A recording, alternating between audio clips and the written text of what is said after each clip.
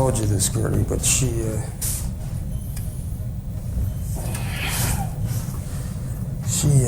left me.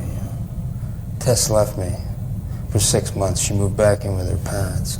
I know.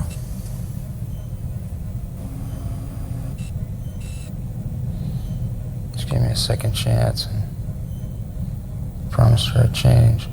You have changed, Sam. Hey, Gertie, since I've been up here, I've sent her over 100 video messages. Where did those messages go? Did they ever reach her? Sam, I can only account for what occurs on the base.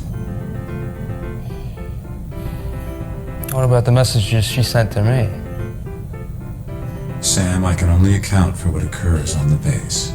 Hello, listening people. Hello. Hello, Bartek. How are you doing? I'm doing okay. Good. How are you, Ryan? I am doing okay good too, Bartek. How are you doing again? I'm doing okay good. Start the episode over again. No! We're never starting over again. I'm Ryan, that's Bartek. We're spitting Polish, likingly, because we're always spitting. We both happen to be Polish, and we're presenting to you a podcast in which you listen to us talk about a feature film. Alternatively, because it's December, it's a present. Woo. Oh, I've never heard you use that one before. I'm going to mark that down in the list of Bartek new things he brought to the pod. Oh, fuck. In previous years for December episodes, I say ho ho ho instead of hello. Well, starting the whole month over again. Yeah. Well, next week... re-record every episode. Next week will be the episode before Christmas. So there I'll you say go. it then. But we're talking about a movie that has come recommended. That is the pitch of our show, Pictures Powwow, or the original PP. And we are talking about Moon from 2009. I thought it was 2008, but it's 2009, I do believe. Moon, starring Sam Rockwell and the voice of Kevin Spacey, and there's some other people in the movie we can discuss. Yes, the one name I was like, oh, he's in this. I told you that last week. They said there's going to be somebody in here that you'll react going, oh, they're here? And that's a great reaction to have is, they're here too. So if you have not seen Moon, we recommend that you do, because we'll be talking about it in spoilers and all. And this is a movie, if you have not seen it, if you do not know anything about it, it is good to go in and let the film unfold in front of you. It's a science fiction movie, and it's about the moon. It's on the moon. There you go. Yeah, this is one of the ones... Yeah, this is one of the ones where we have to point out we're talking about spoilers, because you have to talk about the spoilers. And that's the movie. Yeah, the plot of this film is, like this isolationist mystery kind of thing going on. And character study. So you're going to miss out if you walk into it knowing things. Yes. So Bartek, you have not seen this film before. Is that correct? That's correct. And I told you last week to not look up anything about it. Just here's what year roughly it's from, and it's this movie by this person, and these people are in it. And that was all I gave you. I was like, off you go. Yeah. And you fathomed it was on the moon or involved the moon because it's got called Moon, and it's a sci-fi movie, so probably involves those aspects. It was either going to be something like what it turned out to be, or it was going to be a 20-second video filmed on a phone of a bunch of bros going like, oh, he's gonna do it, and then they like moon the camera. Oh, that was a hyper-specific reference that I feel exists, but I feel like you're pulling it out of your moon. I'm pulling it out of my head moon. Moon, which was the name of a weird dog meme or wolf meme on the internet. Moon. Yeah. Sounds like a hippie kind of name. Exactly right. So I've seen this film before. My history is I saw an advertisement for this film when it came out. I saw a singular ad. I cannot remember the ad now, but I saw a trailer for it on TV one time. And I ran over and wrote the name of the movie down because it looked interesting and I wanted to remember it and see it eventually. It was one of those times where this was back in the day. I had to wait for this to come on DVD to ever watch it. So rent it or buy it on DVD because it would not actually come to my hometown to view in the cinema. I've never seen this movie on the big screen, only on my TV screen, which is a big disappointment. I'd love to see it on the big screen. It looks like one of those movies that would be fun. And I wrote it down, and then eventually my parents got it on DVD. And we watched it. I didn't remember too much about what the trailer pitched to me. I just remembered it seemed like a cool sci-fi movie, and I hadn't heard much word of mouth about it at the time.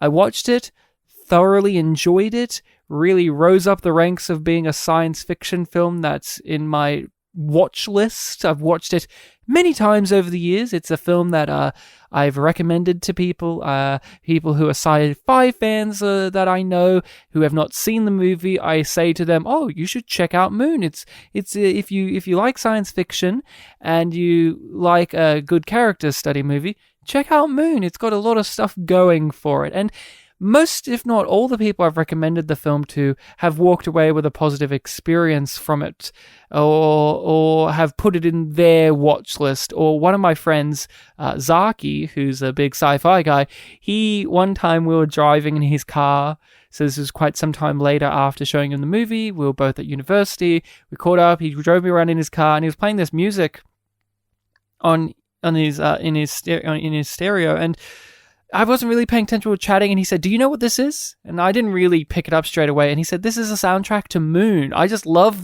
Moon's soundtrack that I played in my car all the time. It's just soothing to drive to. And I've had a really great time with this. I've followed the work of Duncan Jones for the most part. I haven't seen all of his films. I didn't see that Warcraft movie. That's not my scene. And he's a filmmaker with a very uneven filmography, to say the least. I've said to you on the podcast and off mic that you would really enjoy his follow-up film to this, Source Code. Yeah, you've talked about it a lot. I think it's your type of movie. You like Jake Gyllenhaal, a time loop thing, there's a mystery element, and it's really I think it's pretty well done. But I chose this one. I don't know why. I was thinking Source Code or this, but I thought, let's talk about Moon because it's the more sci-fi one. It's set on the moon. It's got all this stuff, and it's the one that got my enthusiasm pumped to see more of this filmmaker's work. So that's my relationship and history with this. As you said, you haven't seen this before. Did you know anything at all? Was this a film, once you started watching it, you had any of the puzzle pieces come flying your way? No, I think I mostly forgot about the things you said last week. It was only like partway into the film, like, oh yeah, Ryan told me to just not look at anything up, so it was fine like that. The only thing that I would have done is, like, when I was searching for the film, I probably saw, like, the main character's name, and that's it. You know, Sam Bell's not a big spoiler or anything like that. Sam Rockwell plays Sam Bell. Sam. Yeah, real creative, Duncan. Donkey. Come on, get it together. And Duncan Jones, get it together. Duncan Jones, son of David Bowie. Should mention that. So how was watching this for you? Yeah, I enjoyed it. It was a good film. Really, really interesting.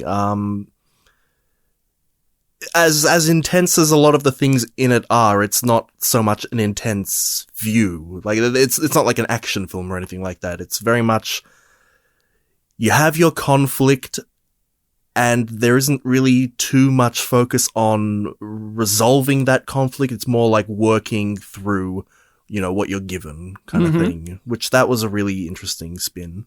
So walk us through what your viewing of this was like, because I remembered, well, when I first viewed this, I didn't know there was going to be a clone aspect. I remember that reveal of him driving to the harvester that crashed. I'm like, oh, he's not the guy that's in the harvester, is he? He's another one, and then he found himself in there, and then I started when he was unravel from there. I'm like, oh. When he was wiping the window, I'm like, oh, this is going to be like a clone thing, isn't it? And I was right. So how was that? Well, the first thing was when you first see Sam Rockwell, he's, you know, running on a treadmill, you know, hair and beard, and I was like, oh, he's just ripping off my style. Yes, Mr. Jack Black, your style. Yeah. Only yours, Zach Galifianakis. Only yours. Go on. Yep. And obviously after I got over that, you know, my big pet peeve of the film, I still think Evan Almighty had a stronger case of that. No, but it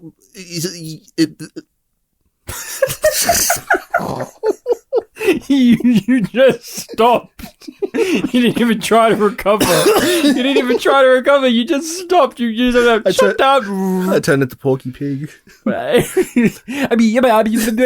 was going to continue on from what you were saying about finding the body, but then I wanted to talk about the robot, and then I just got lost. Like, which one do I talk about first? Well, walk us through your journey with the film.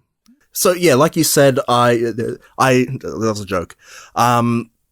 Walked in blind, started understanding, like, okay, this is a guy alone on a moon base, so there's going to be, like, isolationist stuff, Works loneliness. for a company. Works for a company. The film opens with an ad, much like Small Soldiers. I was into that. I really like that kind of thing. And obviously when you meet the robot, Gertie, yep, I almost called him Gordy. Yeah. I didn't pick up that it was Kevin Spacey. I forgot that you mentioned he was in the film. So when I saw it in the credits, I'm like, it was Frank. We were letting him be. He obviously spoke like HAL 9000 from 2001: A Space Odyssey. So, it was obvious that the film was trying to make me think of that character and, the things that happened there. So it was like, okay, let's see. When does he turn evil? Well, not so much when does he turn evil, but it's like, this is a really obvious influence, a really obvious thing that they're copying. So let's see, like, what they're actually doing there. They're obviously trying to make me think of HAL 9000. So how's it going to turn out? And obviously, there'll, throughout the film, like, an element of suspicion. And also a lot of really interesting, like, flips of, like, oh, I wasn't expecting that. Or like, oh, this is... In the end, it was a very sincere thing, very emotional thing that I really enjoyed. You got Ryan Johnson. Your expectations were subverted. Because you're thinking, okay, I don't want to speak for you, but my sister and I have always said this. Mm-hmm. We were waiting for his angry face emoji. Because he has his emoji, and he has all of them. And you're waiting, at least for me, waiting for the angry one or the sinister one. Because you're evoking HAL 9000, who is the iconic... He's just a red eye, and that's sinister. And you have this where he's just a friendly little emoji face, but that was sinister in itself because of he's a company thing. Yeah, and there's something weird about corporate imagery, including the emoji face, and you're waiting for the evil version of that to pop up. and even then, like, even putting aside like company stuff, things like that. It's relatively an innocent thing to do. Like, oh, he's using a common smiley face to indicate that he's happy and a shifty face when he's lying. Yeah, and obviously, turning this semi-wholesome thing dark would be like, that's the thing people do. Like, oh, nursery rhymes, it's so creepy. Yeah, the obvious. Thing. Yeah. So that possibility was there. I never crossed my mind that, like, oh, there might be an evil emoji coming. I don't know why, but it makes sense when you hear it, right? Like, yeah, if this film was made that way, he would have his red angry face emoji, and you would have that thing where the lights on the base shut down, and you have the emergency flashing lights, and all you see is Gertie's mechanical arm coming towards. Like, that's the horror movie version. Yeah, of I was this. literally waiting for you to finish to mention. Like, yeah, that's the horror version. So yeah, we had that interesting character established. And yeah, the film takes its time to just establish, like, this is what this character does, this is who he is.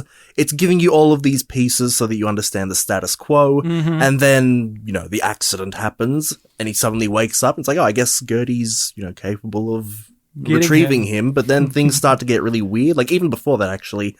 Like, he's hallucinating someone sitting on the couch, the recording of the message, like, has a thing cut out of it, and there's just all these, like, little things. It's like, okay, there's a recording of him pops up on one of the screens, like a version of him that's just, like, randomly cuts in. Yeah. And then later in the movie, that's the screen he uses to watch all of the previous tapes. Yeah, all the logs. Yeah. So there's just this little sprinkling of, like, conspiracy, being thrown out there, and it's just all these pieces are coming together really effectively, and it's really nice. And I do like that kind of thing of, like, they're isolated. Like, how does he even know, like, what day of the year it is? Is there, like, some sort of, like, time thing going on? I was thinking, very small scale. Like, it's been, like, maybe 4 years or something, not 3. Yeah. And obviously, as the film goes on, you find out how much time has passed. It's definitely an element, but much bigger than I was expecting. But, like, yeah, the accident happens, he wakes up, and once he goes to investigate, and it's like, oh, is this a clone thing? It was a clone thing. when that element started to click into gear, this is something to always talk about with a mystery film. Mm-hmm. This is a mystery. What's the picture? And then it's a problem-solving film. How do we do this? How do we do that? What's the best way to utilize this? As well as a character conflict film. I was going to say, how do we get along? How do we get along when we're the same person, but we're completely different because one of us has matured and one of us isn't? And also, the one who is mature is also immature. It's a great dynamic. But with a mystery thing like this, when they tip their hand and show you what's being played now, it depends what you feel about it. Were you on board? Once it tipped its hand and said, it's a clone thing, or it started to show you and you realize it's a clone thing, how on board were you for that? I was on board. I mean, it's the premise of the film. And, you know, with that mystery, there's also this element of, you know, not only how we're going to solve it, but what sort of ending are we aiming for? Like, I was expecting, you know, just a sad ending of like, well, these two guys are both dead at the end of the film. Like, that's what I thought was going to happen.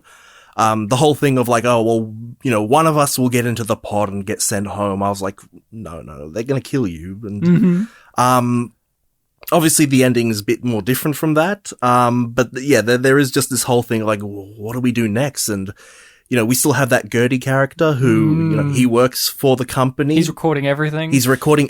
But he's also very upfront about everything.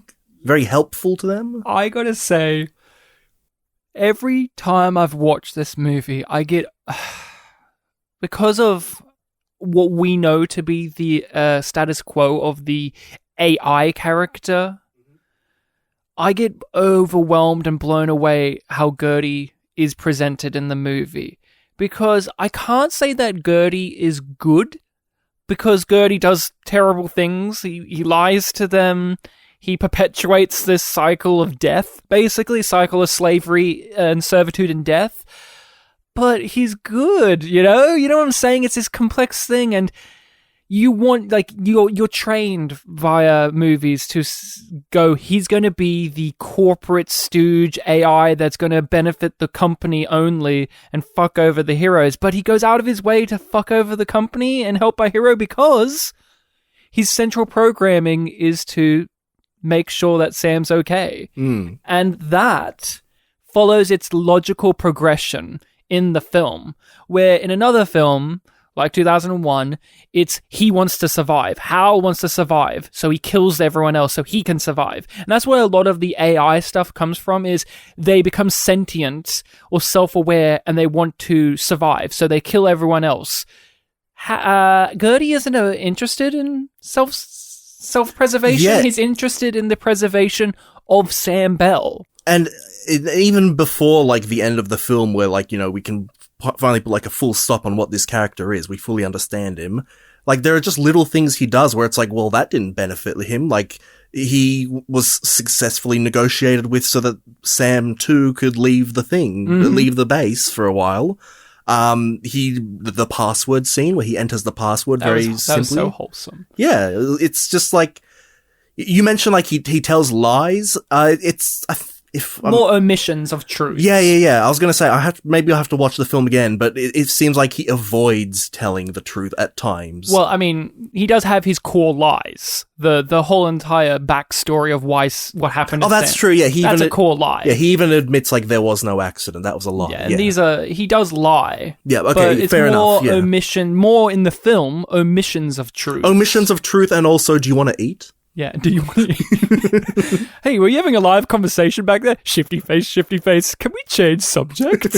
I love Are you hungry? Gertie. I love Gertie so much. And obviously the big central lie of making Sam believe that he's the one guy that's ever been here. That's a lie, because there are points where Sam asks, am I a clone? And Gertie, yeah. Because Gertie has an arc in the movie. It's not as if Gertie immediately becomes the nice Gertie that we know by the end. Gertie interacts with these two Sams and he starts to warm up to them as the movie goes along as well. It's not as if he's the wholesome AI from the... Hence, we have that sinister nature because of movies, but also just because Gertie is doing shifty things. He is talking to the company. He is waking up other Sams. He is doing things. Yeah. It's not like he's just this bystander. He's in charge of things, but he's good in the end. But you, from my understanding, you had this expectation that the movie was going to be a lot more sinister and dour, perhaps, or a lot more bittersweet than it actually ended up being as you were watching. Definitely for the ending, I was thinking more bittersweet. Like, obviously, I mentioned, I thought they were going to die, but I thought there would be, like, something to it, like some sort of light that you could walk away with. There is, yeah. Just the ending was a lot more positive than I was expecting. And of course, like you said, Gertie, different to what you expect, constantly subverting the expectations, does things that does not benefit the company or Gertie himself, but actually it does, because Gertie's whole mission is to make sure Sam's okay. And so it's like, yeah, here's the password. My favorite scene with Gertie is, and it rides the line because it's very funny, but the music is what really sells it, and my love for the character of Sam and Gertie is when Gertie cries, when he has his little tear face emoji happen and he's holding Sam's shoulder with his robot arm. You could look at that and think it's very funny, just the visual of it, and like the tear, like this robot can only express emotions through the coldness of a crying emoji.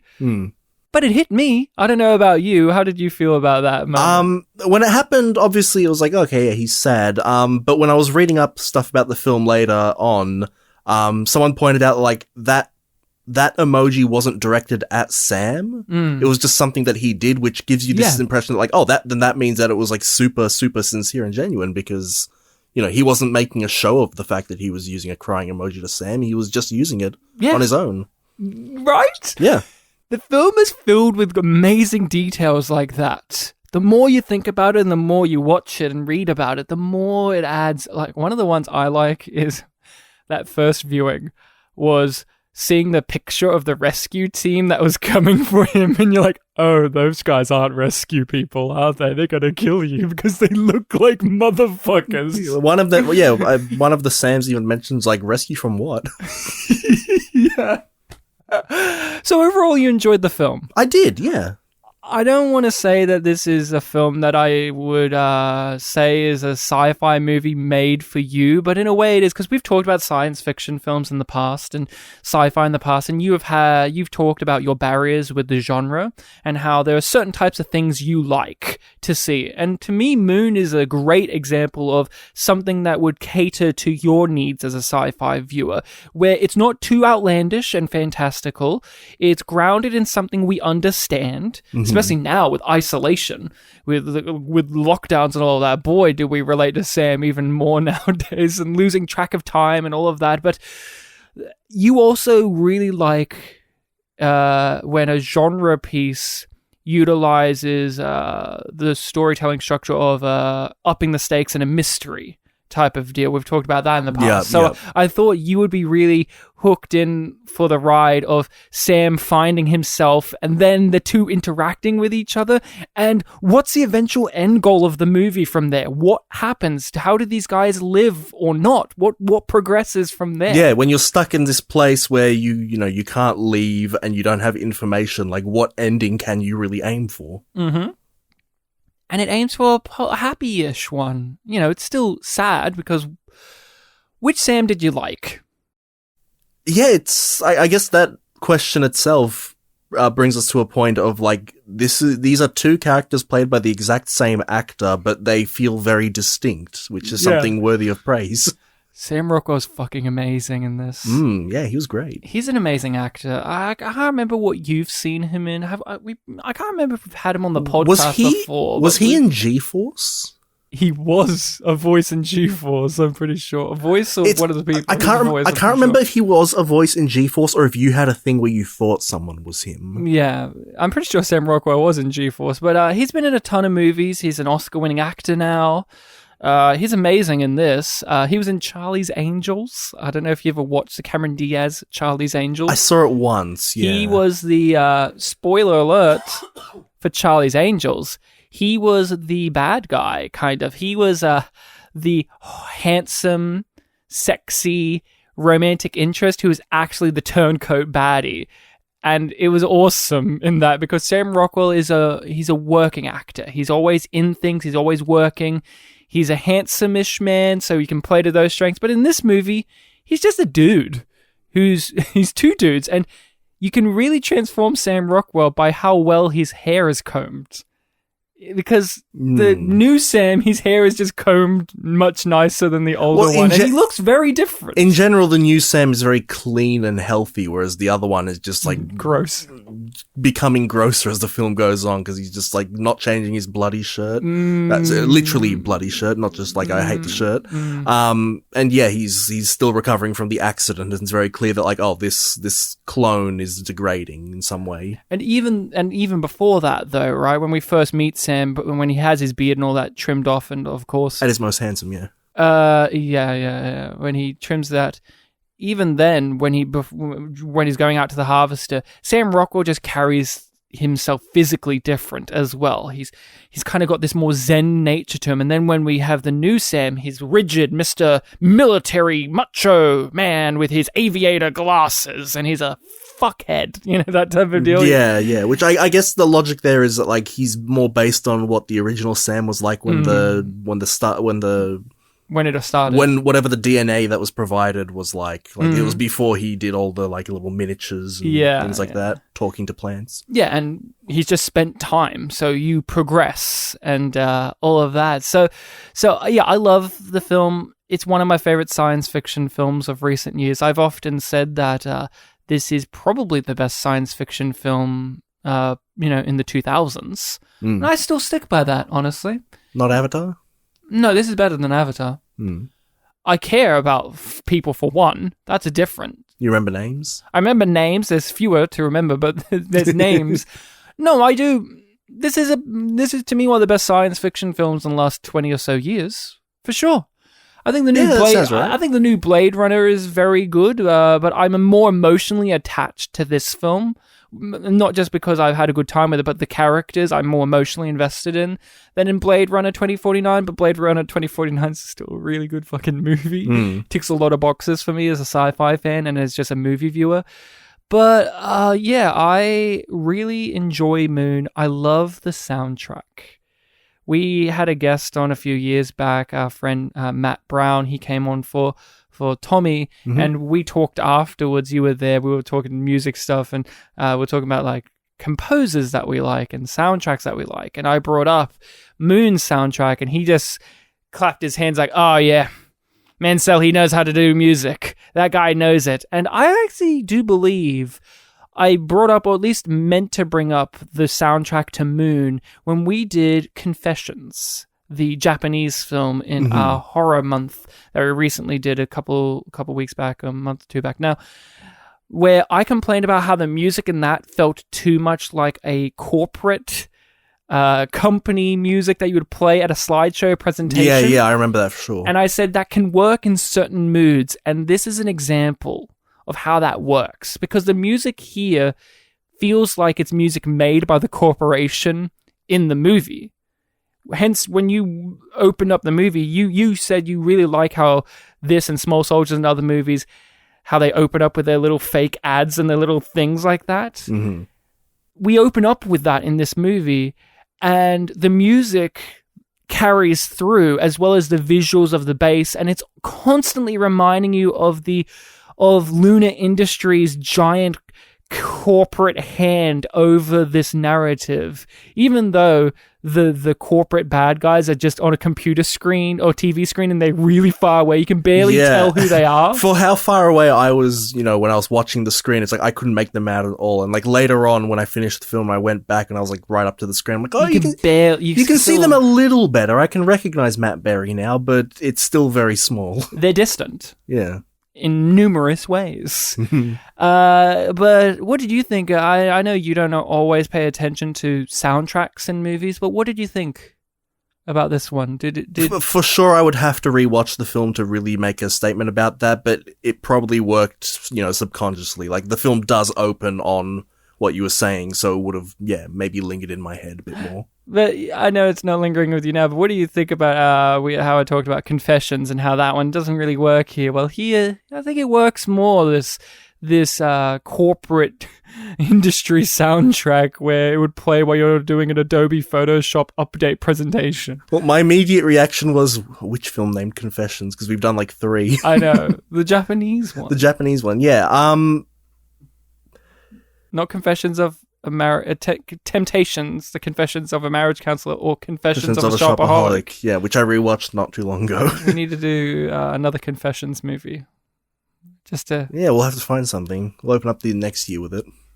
How do I feel about this? What was the question again? Using this kind of soundtrack? Yeah, the fact that you can have what sounds like a corporate slideshow music soundtrack to a movie that can actually be used effectively. I think objectively that sounds like it would be a good thing for like a dystopia type of film. And I guess we don't know fully for sure, how dystopic Earth is in this film, but, based on our understanding of this company and what a big deal it is and what they're doing on the moon base is like an internationally, effort thing, right? Mm-hmm. And the world evidently is fucked where they need to mine the moon to keep the Earth operating the way we need the tech to operate. I guess, it's corporate dystopia. Yeah, for sure. Yeah, definitely. It's one of those things like, oh, this company's doing such a good thing. You can imagine that, like, in the public of this movie's Earth, like, oh, lunar industries are so great, but you don't know that they're doing like something super unethical that makes not one particular person, but a person played by one actor, we'll say, very not in a good place. I like how the film rides a line of being cynical and optimistic. There's this warm feeling you get when the movie's wrapping up where the pieces fall into place, where this Sam is here and this Sam is there and this one's being woken up here. And when Gertie comes up and says, hey, I know everything and they can read me and this will be all over. Deactivate me, reset me. My memories will be this, and the little back and forth. You get a warm feeling there. It's like, oh, this is all coming up. And that moment where Sam stops the door from closing and he runs off and he activates all the harvesters to hit the towers so that there's an actual communications through the base to give Earth. The next one a chance. To give the next one a chance, you get this warm feeling of yes, and he beats those guys finding him, and he flies back, and he gets back to Earth, and you have the voiceovers and all that, and then there's that cynical thing where the movie ends with the shock jock guy being like, I don't know what he is, but he's an illegal alien, and he should get the hell out of here. Like that cynical, nothing fucking changes. This guy's come from the moon. He's revealed this injustice beyond the most demeaning, inhuman ways, and people will still defend the company, being like, I don't know who this fucking guy is, but what I can tell you is he's an alien, and he doesn't belong here. How dare he speak bad about the corporation? I get what you're saying there, and the fact that, they deliberately chose that to give you a sense of what you were just saying there about how, nothing's changed. But I do like the notion of like, oh, well, if you can't change the shock jock's mind, then, you haven't done anything. No, exactly. But you know what I'm talking about. Yes, I do. It's meant to spit in the eye of hope. It's meant to be someone from the public showing you like, oh, not everyone's convinced. Yeah, which is awesome. So, what did you think about how the two characters, the two Sams, interacted with each other and how they were characterized? Because it is that thing of they are two very distinct characters, but they're the same person played by the exact same actor. One of the first things that really kind of like caught me of like, oh, this it's interesting this character's chosen to do it. It's with Sam too, how he very quickly grasps the concept of, cloning, and how quickly he accepts that he is a clone and tries to get that across to Sam 1, as we know him. Yeah. Because at this point, we, the audience and those two still do not know for sure if that first Sam is the original or not. Yeah. And it almost seems like, just a ridiculous notion for that Sam to like, consider like, I'm a clone? No way. right there, that establishes a difference between them, but I really enjoyed the fact that second Sam, is very quick onto, grasping the situation and almost accepting the fact that he's not the real one. Yeah, but then they still both have those emotional attachments. Yeah, they still have the genuine feelings, for sure. Those attachments to the life that they think they've lived, to the daughter that they think they have, to the wife that they think they have. Another, narrative possibility that was in my head is like, oh, are they going to fight over like which one gets to go back? That kind of thing. Yeah, because it's not like one of them could just like, oh yeah, I'll sacrifice it. Fuck these. And feelings. that's an emotional growth of the characters too, because Sam too is trying to be selfless here. Hey, you go back. You've served your time. I'll stay here and die probably, and all of that. And you go back, and of course it doesn't happen like that. But you're right. I like that there's a complex weaving here, because you could easily fumble this where the first Sam is ignorant to the truth of the situation and denies it. And it makes sense why he does. He's been there for 3 years and he's been conditioned to believe that he'll be leaving soon. Yeah, and he has hope. Yeah, and he's not, and he doesn't have like the logical things in step to show him that like, well, there's no way that I'm the first one. Yeah, and also he is mentally and physically deteriorating, as we see. The loneliness has gotten to him. He just wants a handshake. His second one, the new Sam won't give it to him. Maybe later. Your radiated tampon, maybe later. But then the second Sam, he is cocky and he is a prick, though. So as much as he's making sense of things, he's very uncaring and very rude about it. And he knows that. He has to work on that. And that's where the conflict really gels. But the great thing about it, too, is he is lacking in some areas where the other one isn't. And that's what makes the dynamic good. Because if the dynamic was Sam 2's logical and right, and the other one isn't, you wouldn't be invested in the character conflict because it's one-sided. Yeah, both characters have moments where you, the audience, is like, come on, man, listen to him, or things like that. Or, like, open your heart. Open your heart to both of them, but they're both pricks to one another at points. I love the music scene. They turn off the music scene. Turn it off! Turn it off! But, like, how the original one just keeps playing and dancing like at a... His little fuck you. I can't hear you. It's so silly. I love that so much. The movie's funny too. That's something we should mention. We're talking about this. It's very emotional, complex. It's got levity there. For sure, yeah. Matt Berry's in the movie. He's the funniest one, yeah. Why is he in this? Like, I know this is a British thing, because there's British people. They even have to write into the script why Sam's wife is British or Irish. Because it's a UK production, but why is Matt Berry here? I don't understand. Like, at the time, I didn't know who Matt Berry was. But shortly after I did, because the IT crowd and all that came out. And so it's been super weird for me to see Matt Berry from Garth Marenghi's Dark Place, be in probably one of the greatest science fiction films of the last 20 years, casually there, not doing the thing that Matt Berry does, which is be funny. He's not funny in the movie. He's just a corporate stooge there. There's no reason why. Like, it's one of those things where I'm glad that he isn't being funny, because we don't need that from him in this movie. But it is a weird thing where we have certain expectations of actors if we know their work and if we know their personas. And when they don't do those things, you try to find a reason why that isn't happening. And I don't know what it is. I think it's just Duncan Jones must know Matt Berry and threw him in the movie, or he was just someone that they had in the movie. But it's just super interesting now, after all these years, seeing how Matt Berry's progressed as an actor, and he's still doing all these wacky characters, to go back and he's in 2000, like he's in what is our current generation's version of 2001. This cool sci-fi thing, and Matt Berry's in it. Could you imagine if we had 2001 Space Odyssey and just Peter Sellers was casually in there? Just Peter Sellers is casually in the movie. So I thought you were going to go for another James Franco dig. Oh, okay. Could you imagine if James Franco was in this movie playing his stoner guy from Pineapple Express? Can you imagine if Kevin Smith was in this movie casually? Can you imagine if Kevin Spacey was in this film? In it, yes. Voice-wise, perfect. I mean, I don't really have any idea of like why Matt Berry specifically, but I did get that they were going for like a bit of an international thing there. It was like, oh, we got this American main character.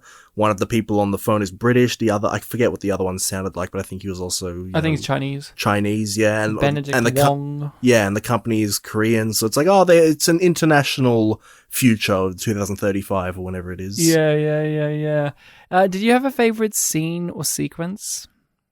I did enjoy a lot of the Gertie scene, so it might be one of those. Yeah, it's hard to nail it down to just one. It's tough. All the scenes really just kind of work together. I don't really think there was any, wasted scene or anything like that. This is a lean movie. It knows exactly where it needs to go and hits all the beats. I personally really like the scene in which Sam 1, we'll call him, I think he's the 5th Sam. Yeah, he is.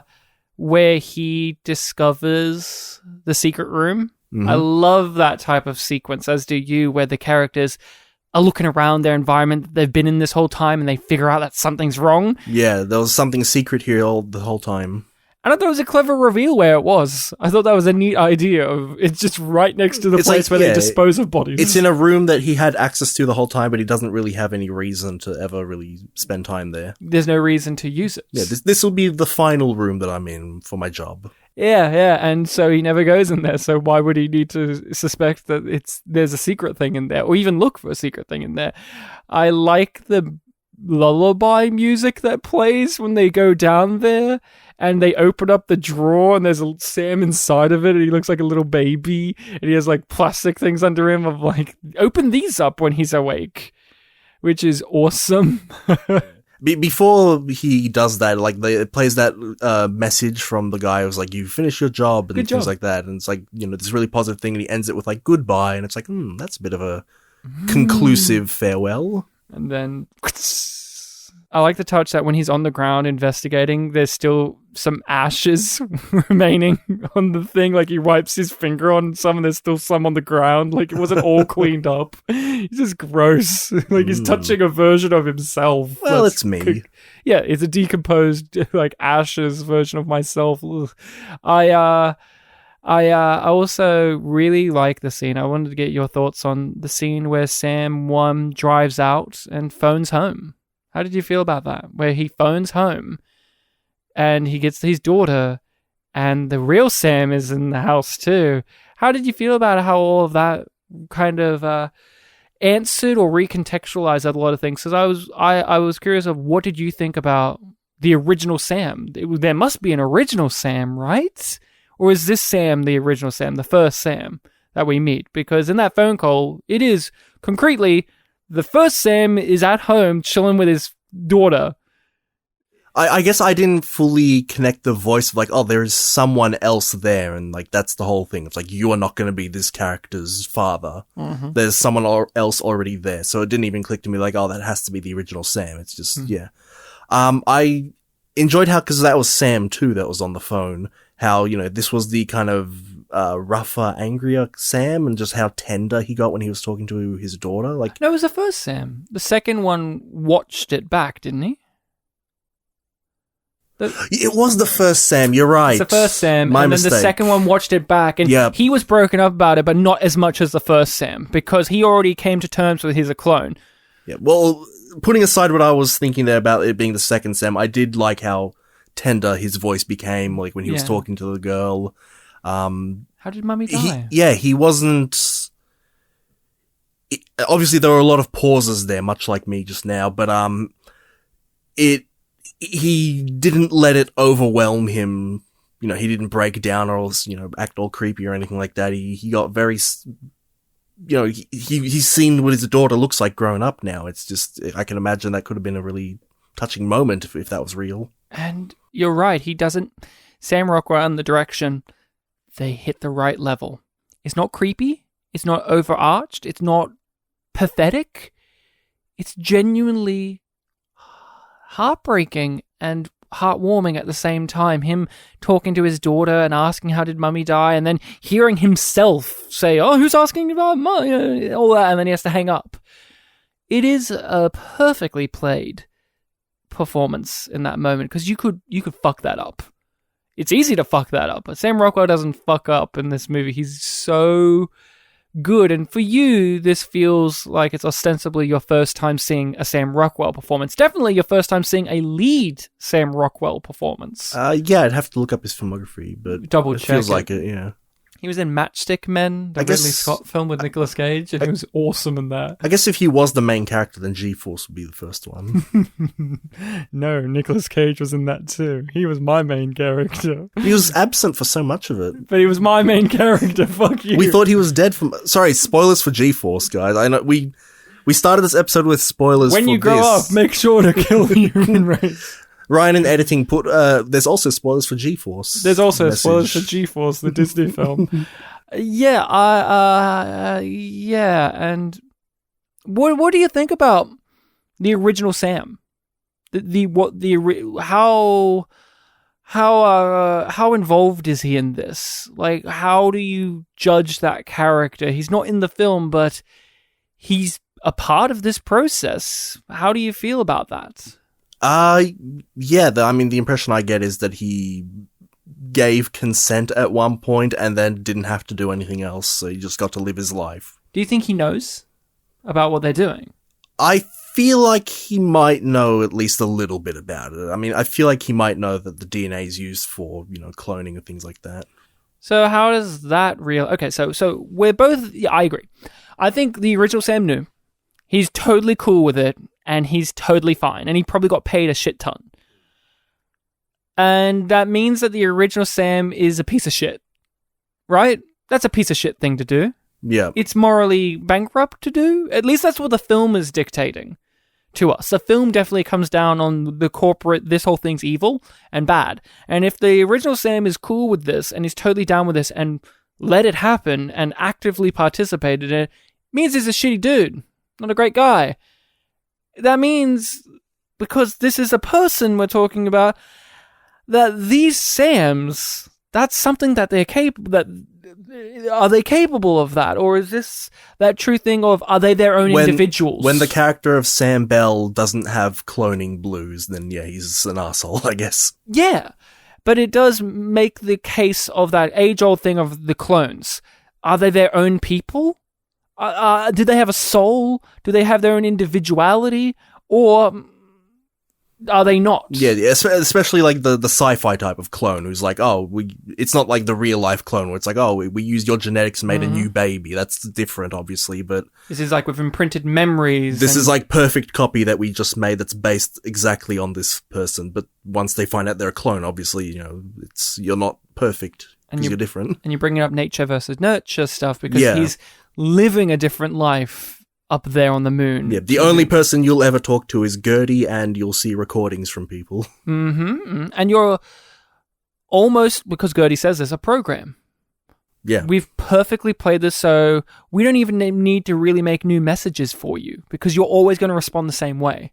But now, things have changed.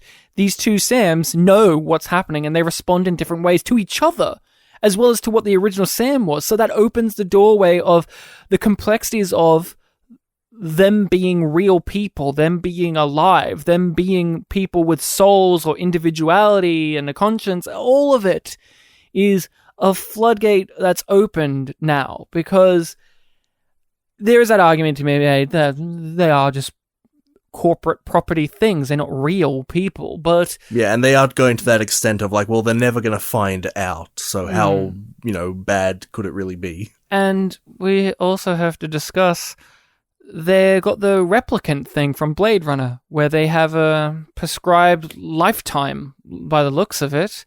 You're surviving for about 3 years, and then you die. Then we get a new one. That's my interpretation of how it works, right? The original, the Sam 1 that we're calling him, he's reaching the end of the clone life cycle. And that's why you get a new one, and you get a new one, and you get a new one. That's why they have what looks like hundreds of them down there. Yeah, I got that impression too, but there's also just a bit of confusion of like, maybe he just didn't recover from the accident very well.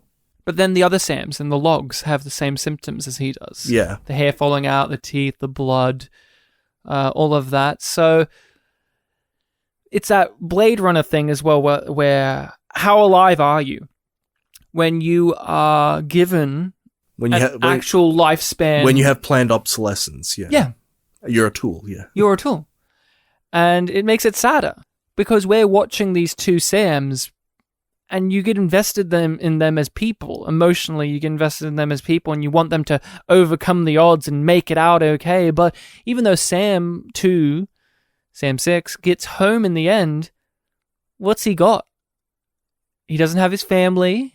He's going to have to sue the company, bring the original Sam in for questioning, and he probably won't get to live an actual full life in the way he has to make the best of it for the 3 years he's got. And how would you feel meeting a version of yourself that's dying and you know that's how you're going to die? Because think about that. The whole entire film, the look on Sam Rockwell's face as Sam 2 of looking at himself, and he's disgusted with himself for what a weirdo he's become, but also that look of, that's going to be me. I'm going to end up like this guy. How would you feel about that? That would fuck with you, right? Yeah, unless... No, this isn't really a consolation, but it's like, unless you die before that. It's like, it's either that Unless you kill yourself. Yeah. Would you rather end your own life or have it end like that? This whole time when we're talking about the whole cloning thing, I'm thinking of like the first Metal Gear Solid. That's a big thing in it, to the point that when the game ends, there's a whole... No, after he's died, like there's a whole Spoiler alert for Metal Gear Solid. Yes. Liquid Snake doesn't make it. Yeah, and that's not even what I was going to talk about, but yeah, put that in the beginning of the episode too. Spoilers for Moon, G-Force, and Metal Gear Solid from 1998 or whatever. All three are related somehow. Yeah, but the main character of that game, Snake, is himself a clone, and the big part of that game is all about, like, do your genes defy you, things like that, and, like, the message at the end is, don't let your genes defy you, make your own life, and that's obviously meant to be, like, an allegorical thing to tell people, but, like, this character would have to take it literally, which that's just kind of a funny thought I'm having. And when it comes to these, this is the joy of sci-fi for me. It gets you spiraling out into thoughts that aren't necessarily touched upon in the movie, but inherently come with it because of just rationality. If the Sam goes back down to Earth, finds love, and has a kid, what is that kid? Is that a real person or not? Because or can he breed? Can he? I don't know. Would they allow it? You know what I'm talking about? Yeah. Would the fact that he's a clone have any sort of impact on a child's life? Yeah. Would they be fucked genetically? Because they do talk about, Gertie talks about that the cloning process isn't perfect, hence they do die, but also, like, that's an intentional thing that they put genetic abnormalities and all of that to fuck with them, and they have edited memories. It's not as if it's a direct transfer. That's a thing too. Is he an actual full clone of Sam Bell if he does have edited memories? Or is he just is he an echo of Sam Bell? Well, he's got the base, at least. Yeah, he's got the physical. But again, physical, what makes a person? Memories, yeah. Yeah? Memories and attitudes? So he might not even be all that similar to what Sam Bell was like if they have, as they say, edited memories to suit what they need. Yeah, which goes against something we said earlier, but that's a good point. Right? Yeah. But that's what I'm saying. Like, you start going down one path, then you go, wait, but the movie did bring up this path, so it takes you down these avenues of discussion and thought, and that's what I love about Moon. It makes me think, and it makes me feel. Sometimes the sci-fi genre, and we've talked about this with you, they're very clinical. They either make you think, or you have Interstellar, where it's like, love transcends black. Fuck off. Or was it Star Trek Discovery that, like, got Faith wrong or something like that? Yeah. Don't even get me started.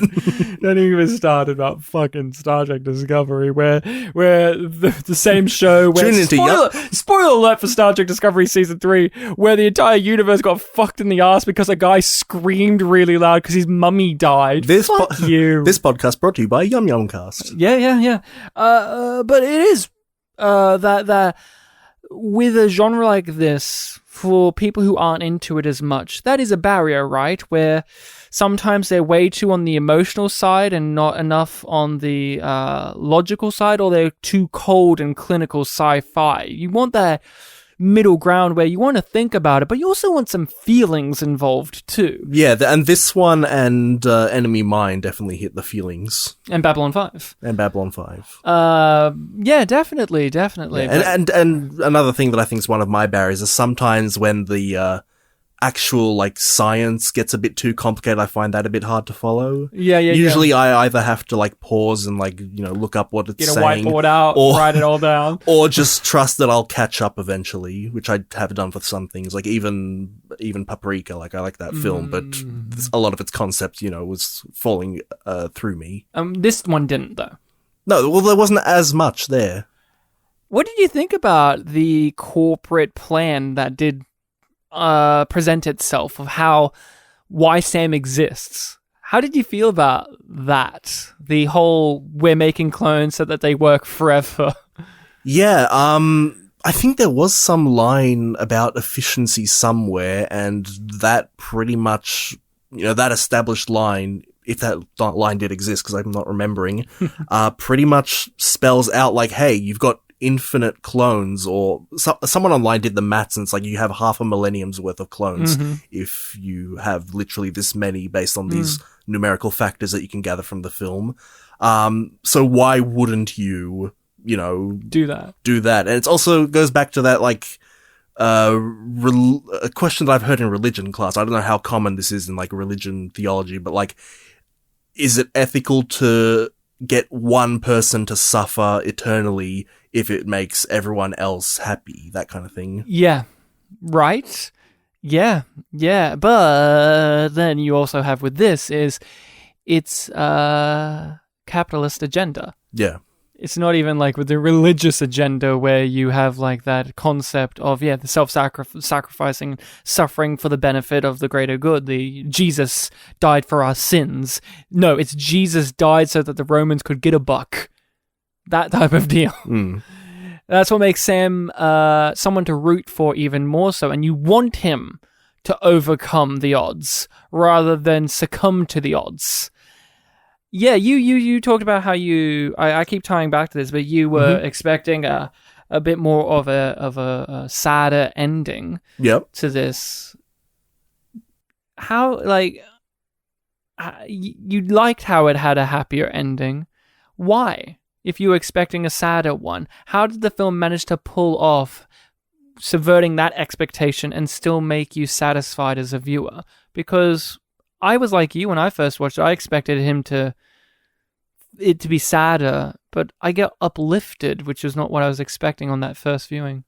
Well, I guess with this film, I wasn't necessarily rooting for myself to be right about it being a sad ending, and beyond that, like you said, it was an uplifting thing. Like the characters not that many characters. We have Gertie and Sam 1 who willingly chose to, give up something. Sam 1 giving up the chance to go home and just like dying very soon. And Gertie, we've already mentioned how important memories are. He's going to delete his memories for the benefit of Sam. Yeah, and his growth. And it was just very, sincere and to the point. Like, look, I'm going to do this for you. Yeah. And character growth. It was really good. It earned it. Yeah. Because, saying it worked because it's uplifting doesn't... Because there are many movies that have uplifting things and it falls flat because it's disingenuous. Yeah, but like you said, it's earned. It's earned. You bought it along the way. Like, I don't know where it is for you, but there comes a point in the movie and in stories like this where you know that this is going to have a more positive outlook as a film rather than a negative one. Because, at least for myself... But when I watched it, I thought once the two Sams became a team, I had a feeling they wouldn't kill these guys in the way of like the guys come in or shoot. I feel like it wouldn't have had a dour ending once the two got on and started to form a friendship, especially when you get to that scene, I know it's a bit later on, where they're both recollecting their versions of meeting their wife. And the one falls asleep and puts the helmet on and he's like a little baby for him. Like, it's very sad and sweet, but that's a bit later. But there does come a point in these type of stories where the film presents itself and you pick it up, you go, oh, it wouldn't make sense for the film to end the way I thought it would have when I started it. At least that's how I think when I view movies. Me, I'm a bit more of an analytical thinker when I'm watching a movie even for the first time. If it hits certain notes, then you'll think of, what sort of notes might come later. Yeah, because if the film played out exactly how it does, but the final ending of it, the last 2 minutes, were a depressing he dies ending, it would be a bait and switch, even though it was what you thought it could have been in the first place, because the film had led you down one road. I guess this isn't a Last Jedi thing, right? Where it's like subverting expectations all the time to the point of incoherent or disingenuous or for the sake of it. It followed its progression. I guess if I did have one, mine would be a bit earlier in the film. It's when they had the fight.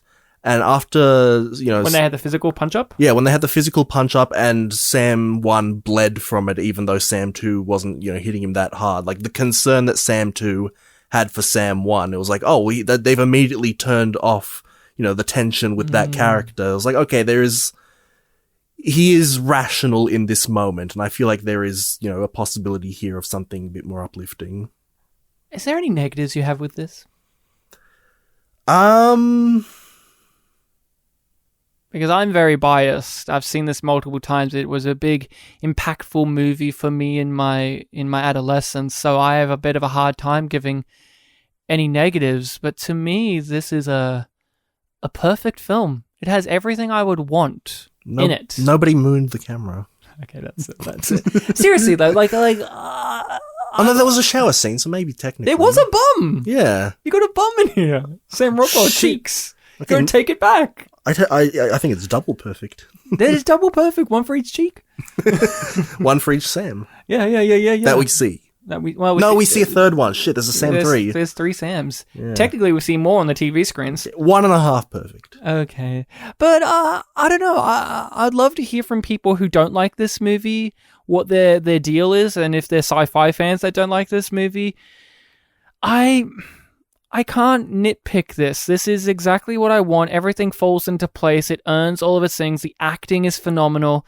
It subverts expectations in the most positive of ways of doing that. I think we have become poisoned to the idea of subversion of expectations in certain pieces of media, thanks to stuff like Last Jedi and other things like Game of Thrones and stuff. And definitely, in the past 20 years, we have a lot of things that take old genres but want to do them differently from how they used to be. Yeah.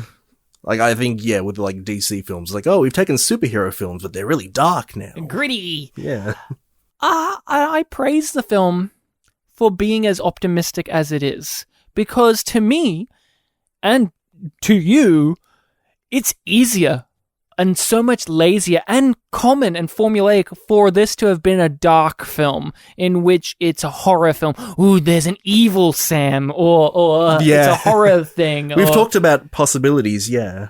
It's harder to garner sympathy and empathy from the audience in a setting like this, especially when it's a mystery that's revealing itself and we as viewers are programmed and familiar with how these stories go, that we should commend more movies that champion this type of warmth, but it isn't compromising the cynical, harsh edges that are in the story either. No, sure. I want more movies like this. I want more sci-fi. I want more of this. It's great to have your cold, cynical, everybody's an asshole movie. I love those too, but I need more of this. Yeah, I'm not as passionate about it as you are, but I really think that what it is just works. Again, nothing's wasted. The performances are great. There aren't many, so it's easy to nail a few. This is a film that works and it's good. If there are flaws in it, I feel like I might have to nitpick to find them, but I don't really feel like doing that. How do you feel about this being first-time film from Duncan Jones, first feature film? It's a good one. Could you imagine being the son of David Bowie, having to and you're making a space movie, which of course, David Bowie, space, very iconic things joined together, and you're the son of the Starman himself, and you're making a sci-fi movie that doesn't have your dad's music in it, has no references directly to your dad's work, and it's your first feature film, and it's fucking great. Like, awesome. I wish Duncan Jones's filmography was better than it is. To me, this and Source Code are really the only ones worth checking out. He has a follow-up film to this. Yeah, I read about that. Mute, which is a divisive film. Mm-hmm. I didn't like it, let's just say that. That has a conclusion to Sam Bell, which is my least favorite thing in Mute, because if you were going to do a conclusion to Sam Bell's character, I'd rather have watched a film with him. Mm-hmm. Not one where legitimately, Bartek, it is they're on the TV screen in the background, and then the camera zooms up to the TV screen, and we're seeing now what's happening on the TV, and it is Sam taking them to court, and the whole courtroom is filled with Sam Bells. It's like they've woken up all the clones, which I think would be weird. Why would you do that? Because you're kind of activating a death sentence for what you said is half a millennia worth of people. That's just me. And it's silly. It's played really comedically, and It sounds like, yeah, like gag spin-off yeah, joke. it's like a little gag ending, and I didn't need that. If you're going to give me a conclusion, give me a full film. No, don't give me this fucking Easter egg bullshit in another movie where you're going to sucker me in to watch it because I liked Moon. Fuck that shit. I was almost going to say something offensive. Yeah, I mean, I don't mind an expanded universe, having the same universe, reference Sam Bell, maybe even have him do a cameo in a different way, but don't give me this is his conclusion, look at him, he's taking him... Fuck you. I hate that so much. I was going to say, yeah, they should have pushed him into a puddle. Yeah, Glass style. See, I like Soldier, for instance, where that's a side sequel in the Blade Runner universe, but they didn't need to bring Harrison Ford in and just say he's in court finding out if he's a replicant. You know, I don't need that from that movie. It's just set in the same universe. You get the understanding. I forgot about that, yeah. Yeah, you forget about that, but it is. And that's all I have to say about Mute. Paul Rudd's in it, and he's like I don't even know how to describe his character, but he's a creep. And it doesn't work because it's Paul Rudd, who's like the nicest guy. You can't buy him as a weirdo. Paul Rudd, Ant-Man. Over my dead body. Yeah. Yeah. He was in that, right? Over her dead body, yeah. He was in that? He was the male lead, wasn't he? He was, I guess. It's been a while. I remember Jason Biggs in that. Jason Biggs, that's the guy from American Pie. Yeah, he was yeah, pretending to be gay to get with the girl, which was lovely of him to do. That was an episode we did, Over Her Dead Body. Classic film. Ryan in editing put spoilers for Over Her Dead Body. Oh, shit, guys. I'm letting them all out of the bag. Oh, and spoilers for Mute. Oh, yeah. Spoilers for Mute. I'm sorry. I haven't spoiled Source Code because I do think you would like it, and it has twists and turns. Obviously, it's a mystery. Who's exploding the train? Spoilers, a train explodes in that movie. Fuck. And Russell Peters is in it. Fuck. As basically, fuck. Russell Peters. That's a question like, fuck? Yeah, like, should I say fuck? I don't know. Anything else you want to say about Moon? It's good. Should we discuss the elephant in the room? We've skirted around it. Kevin Spacey's in it as a voice. Yeah. Is there anything we should actually say about that? Because people react very weirdly, I mean, rightfully so, about Kevin Spacey's existence now because he's a weirdo, alleged sex pervert. I think that's the correct thing to say because he hasn't formally been charged with anything, right? Like he's been taken to court, and weirdly enough, most of the people who have done that have mysteriously died. I'm not implying anything with that. And each year he gives us a scary Christmas video in which it's almost like he's threatening to hurt us. He seems evasive. I liked Kevin Spacey as an actor. I think he's a very good actor, and I loved him in this movie, and I still do. I don't condone the man at all, and that's okay. I believe death of the author and artist still exists, but I also think another factor of why I enjoy Gertie is he subverts the Kevin Spacey, which is Kevin Spacey was Mr. I play villains and everything, or twist reveal, I'm a villain. Kevin Spacey inherently plays villainous characters, and so casting him as the HAL 9000 role seems like, oh, it all falls into place. It writes itself. So to actually have that stunt casting be subverted, that was also something I appreciated in the movie, and I still appreciate. I know that stuff doesn't always, you don't always think of that stuff when watching things, but what do you think about that, about Kevin Spacey? Because you've seen him in things, you know the type of roles he likes to play and what he is like. He plays villains and acts villainous in real life. Yeah, I agree. He did a good job in this, and I'm fine with Death of the Author, so yeah, no issues there for me.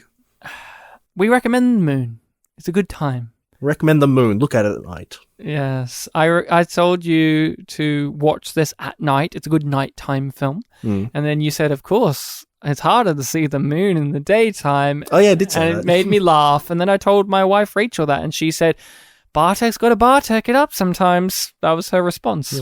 Jokes on her. Ryan gave me a laugh emoji response. I thought it was funny. It made me laugh. It was one of those moments where sometimes you'll give me a random reply or message and it's so in your voice in text that it makes me laugh because I'm imagining you saying it and it's written exactly how you talk. My mind was going through a bunch of like responses like, oh, you can see the moon during the day, but it's harder to see it. Yeah. I won't reference that part. I'll just say it's easier to see it. And I let it go. I let that part go. I was going to I let it slide because you amused me enough where it was good. So next episode is our Christmas holiday special episode, I do believe. Yes, listening people's choice and the episode before Christmas. And we have one Christmas movie, I do believe. On the list? On the list? Yeah, I mentioned it last week that we have something obvious. Do you want to tell the title if you remember? I'm trying to remember the verb. I believe it's Santa Claus Conquers the Martians. Santa Claus Conquers the Martians. Which I understand is a piece of shit. Is one of those good bad films. Oh, good. I hope it's good bad. I'm looking forward to it. That's what I've known about it for ages. So it's best that we're watching this for the first time alone. Because that's how you enjoy good bad movies. Are you going to watch it alone? Well, Rachel will be here, but it's not the same when you just, a group environment's the best time to watch these good bad movies. Yeah. It's as if on the pod, if I ever recommended a Neil Breen movie and we didn't watch it as a group and we watched it individually on our own, we would come back here and be like, I have nightmares. I'd have to forbid you and Rachel from watching it together. You have to watch it individually. Because I don't want her to miss out, but... Yeah. Of course. Nothing says Christmas like Neil Breen. But no, next time we'll be covering Santa Claus Conquers the Martians. So that will be a fun time. Ho, ho, ho. That is it for now. You can find us on the social medias of Facebook and Twitter, Spit and Polish Presents. We are on all of the podcast hosting sites. So you can follow us and subscribe to us on there. We're on YouTube as well. We've been reported... So, unfortunately, our YouTube has deactivated the dislike buttons for you to be able to see how many we get. Yeah. Just to give everyone context, we received a comment, and I think it was filtered out so you can't see, but we received a comment from someone on our... obviously labeled review telling us... No, it was on the Around the World in 80 Days Unappreciated Masterpieces episode that was literally, in perfect grammar, you are already reported. As soon as I saw that, I had to let Ryan know, like, fuck, it's over. We're already reported. We're arrested. It's like that scene in South Park when they arrest one of the children and the animation is having them flip around all over the place because they're so small. That's us, but we're reported. I like to imagine maybe the commenter is like someone who just woke up from a really long coma and he remembers the time where YouTube videos had to be under 10 minutes and he just saw like, this is over 2 hours or whatever. You are reported. You are already reported. You are already... I want that framed on my wall. But that is it. That is all I have to give you for this podcast edition of the show. Come back for our poetry edition of the show and our dance version. It's a shame that this is audio, because then if it was video we could moon you all, but not going to happen. Just use your imagination. Just remember, I'm hairy.